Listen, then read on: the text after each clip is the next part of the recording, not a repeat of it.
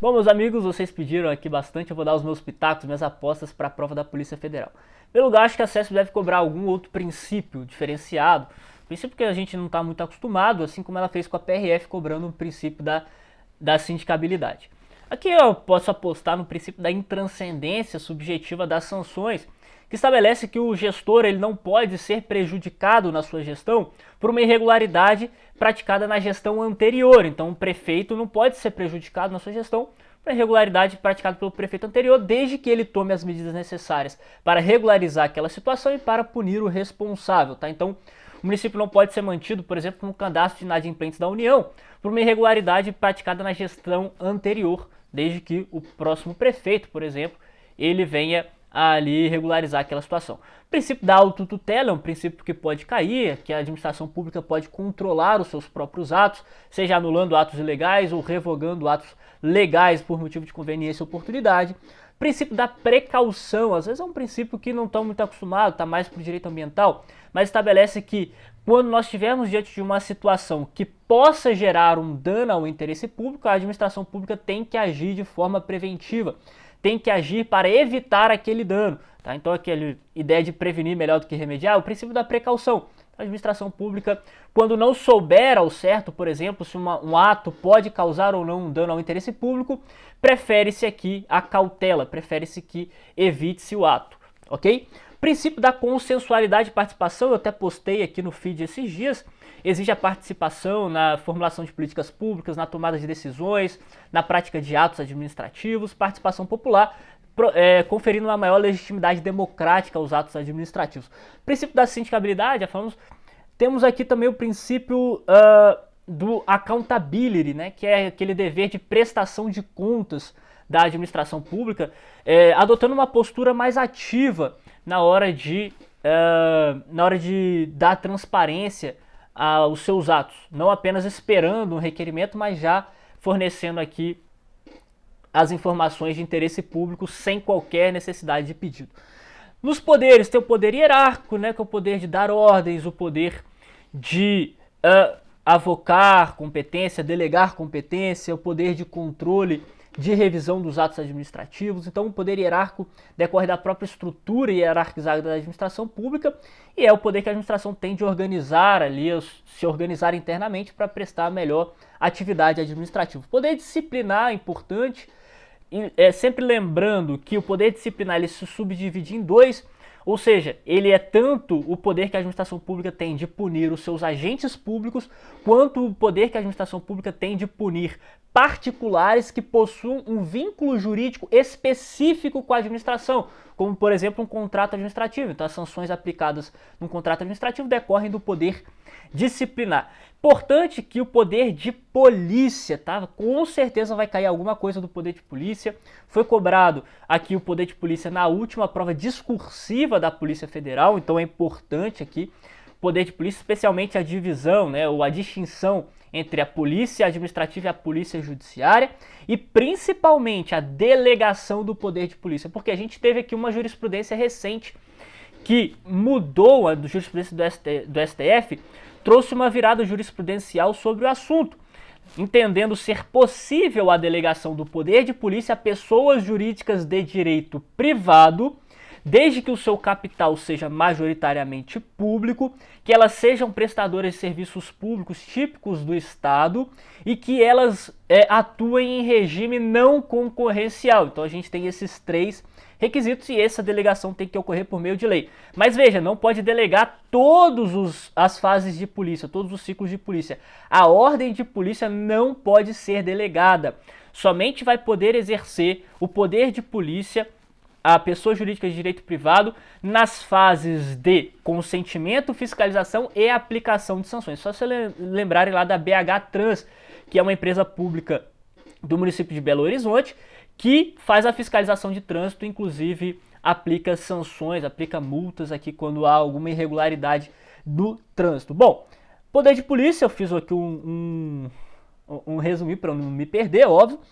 Aqui os atributos e características do poder de polícia, então a discricionariedade, a coercibilidade e a autoexecutoriedade, isso é muito cobrado na prova da Polícia Federal, então não vou ficar aqui explicando, senão vira uma aula, né? Só minhas apostas. Dos atos do poder de polícia, o que eu acho importante aqui? O ato complexo de aposentadoria, concessão inicial de aposentadoria dos servidores públicos, porque o STF decidiu recentemente que o Tribunal de Contas tem 5 anos para registrar o ato inicial de concessão de aposentadoria dos servidores públicos. Se em 5 anos ele não apreciar esse ato, considera-se que o ato será registrado tacitamente. E, decidindo isso, o STF continuou com o entendimento de que se trata de um ato complexo. Extinção do ato administrativo é algo que vai cair com certeza. A anulação, a revogação do ato administrativo, a distinção entre os dois, a anulação quando o ato é ilegal, a revogação quando o ato é legal, mas ele é tirado do mundo jurídico por conveniência ou oportunidade, a anulação com efeitos ex tunc, ou seja, retroativos, e a revogação com efeitos ex nunc. Então, tem várias distinções aqui entre a anulação e a revogação que são importantes.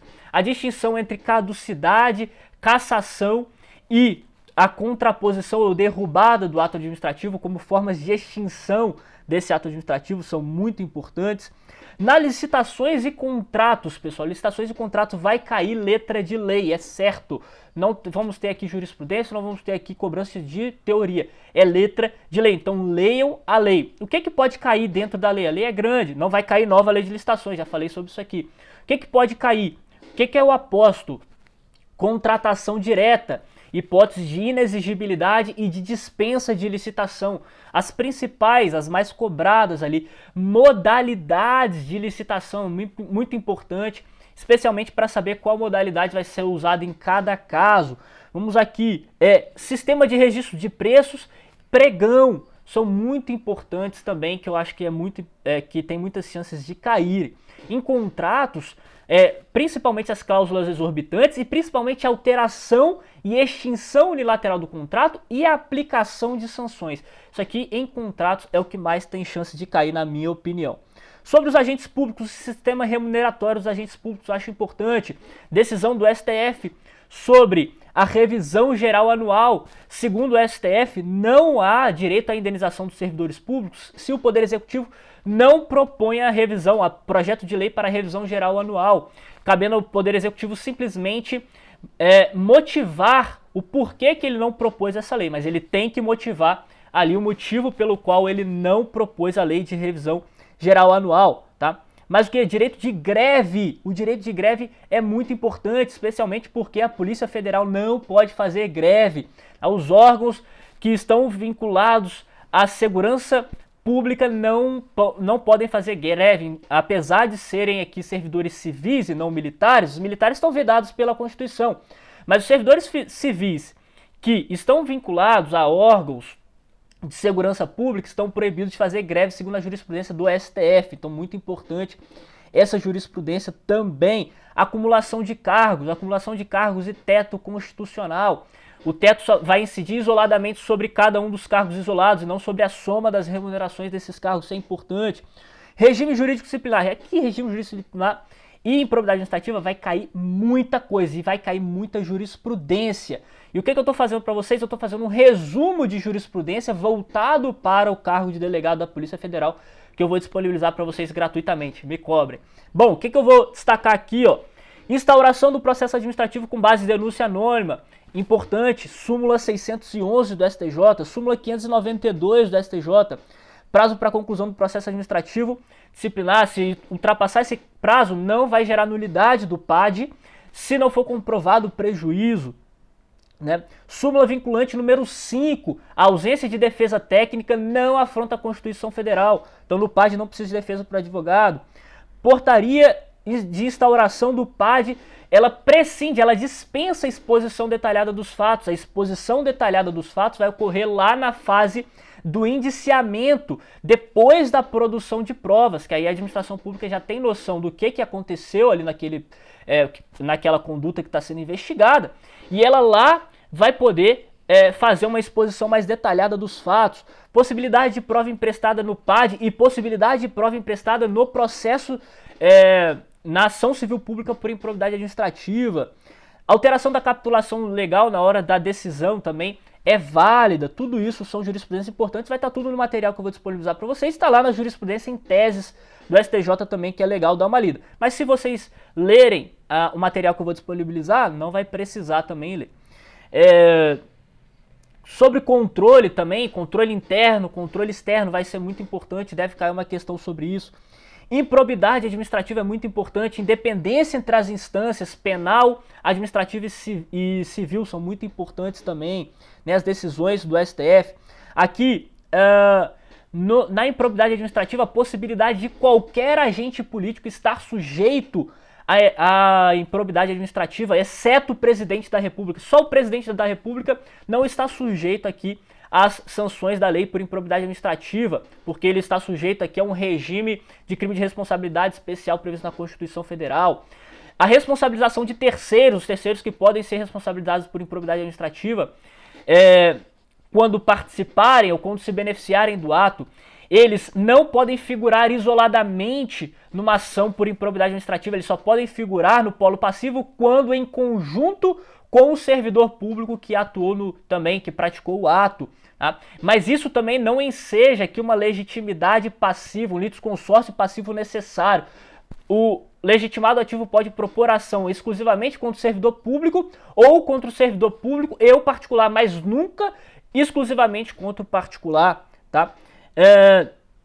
As espécies de atos de improbidade administrativa e a possibilidade de configuração do ato de improbidade administrativa que causa prejuízo ao erário na modalidade culposa, sendo essa a única modalidade que aceita a culpa, que aceita a modalidade culposa. Todas as outras exigem o dolo. Então, o ato de improbidade administrativa que enseja enriquecimento ilícito exige dolo. O ato de improbidade administrativa que afronta os princípios da administração pública exige dolo. Mas o ato de improbidade que causa prejuízo ao erário aceita a culpa.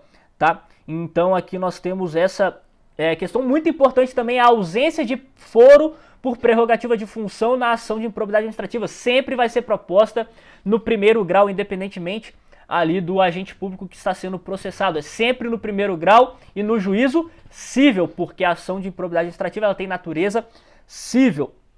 Né? Dentre outros aqui, o acordo de não persecução cível, a transação aqui na improbidade administrativa, que agora é permitido, ok? Inclusive o STJ tem uma decisão recente que pode ser cobrada, que é permitido inclusive em fase recursal, tá legal? Indisponibilidade dos bens, a medida cautelar de indisponibilidade dos bens, cuja que não precisa de comprovar aqui o periculo in mora, né? Não precisa, o periculo in mora ele é presumido de acordo com o STJ, só precisa comprovar aqui o fumus boni iuris, ok? Então nós temos o periculo in mora presumido na medida cautelar de indisponibilidade dos bens, previsto lá no artigo 7º da lei 8249, tá? Então a gente tem 8429, perdão, da lei de improbidade administrativa. Todas essas decisões são muito importantes, eu vou trazer esse material para vocês. Responsabilidade civil do Estado. Responsabilidade civil do Estado por omissão, muito importante para o STF. Depende aqui se a omissão é específica, se for omissão específica, a responsabilidade civil do Estado ela é objetiva. Se a omissão for genérica, ela seria subjetiva com base na culpa anônima. Já para o STJ, será sempre a responsabilidade civil do Estado por omissão será sempre subjetiva com base na culpa anônima. Tá? Então a gente tem essa questão. Responsabilidade civil, aqui é jurisprudência, por morte de detento ou por suicídio de detento é objetiva, salvo se a administração pública conseguir comprovar que não tinha como evitar aquele dano, não tinha como evitar a morte ou o suicídio do preso. Né? Por maus tratos de detento também é objetiva, porque existe um dever específico da administração pública em conceder ali as condições mínimas de dignidade nos presídios. Então, todas essas decisões são muito importantes. Também acredito que seja uma boa aposta aí para essa prova para delegado da Polícia Federal. Bom, pessoal, espero que eu tenha acertado aqui. Depois vocês me cobrem, depois vocês vêm me falar se eu acertei aqui alguma aposta. Eu acredito que eu vou acertar algumas apostas. E dentro dessas apostas, eu acredito que venha a questão na prova discursiva, tá? Na última foi poder de polícia, na de 2013 foi atos administrativos aqui, né? As características, os atributos do ato administrativo e também poderes administrativos, anulação de ato administrativo. Então eu acho que não deve fugir muito disso, eu acho que pode vir algo relacionado ao regime jurídico disciplinar dessa vez, a improbidade administrativa, tá? Até mesmo a responsabilidade civil do Estado também pode vir alguma coisa, então é importante vocês se fortalecerem nessa última semana nessas questões, tá bom? Grande abraço, espero que tenha ajudado e até a próxima.